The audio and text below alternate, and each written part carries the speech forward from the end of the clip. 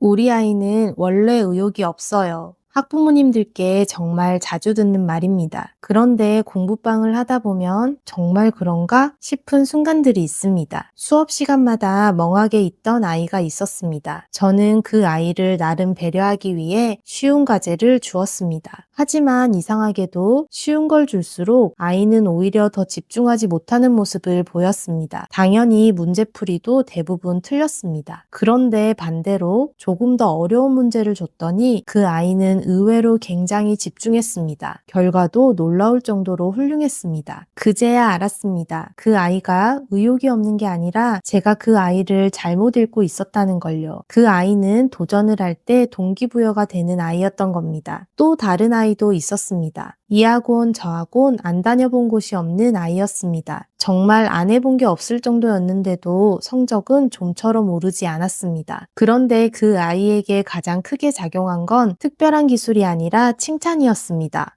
와, 이거 진짜 잘했는데? 대박! 이걸 내가 풀었어? 너 생각보다 훨씬 잘하고 있는데? 잘하는 순간마다 바로 반응해 주었습니다. 그랬더니 아이의 표정이 달라졌고 오랫동안 꿈쩍도 않던 성적이 3개월 만에 2등급이나 올라갔습니다. 그리고 무엇보다 학습 태도가 달라졌다는 걸 어머님께서 먼저 느끼셨습니다. 그때 다시 한번 느꼈습니다. 어떤 아이에게는 칭찬이 그냥 기분 좋은 말이 아니라 실력을 끌어올리는 진짜 계기가 된다는 걸요. 두 아이는 전혀 달랐습니다. 한 명은 도전을 할 때, 다른 한 명은 인정받을 때 진가를 발휘했습니다. 중요한 건 칭찬이 좋다, 어려운 문제가 좋다, 그런 이야기가 아닙니다. 아이마다 움직이는 방식이 다르다는 겁니다. 그런데 많은 학부모님들은 너무 빨리 단정 짓습니다. 우리 아이는 원래 의욕이 없다. 어려운 걸 싫어한다. 칭찬받는 걸 부담스러워한다. 막상 보면 정반대인 경우가 정말 많습니다. 부모는 아이를 누구보다 사랑합니다.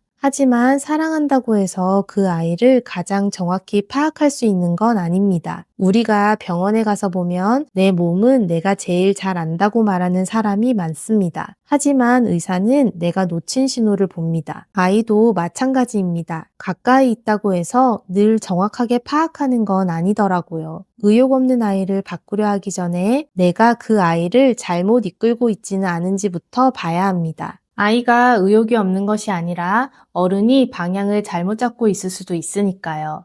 방향만 맞으면 아이는 스스로 움직입니다. 지금까지 온실에서 나온 그녀였습니다. 안녕.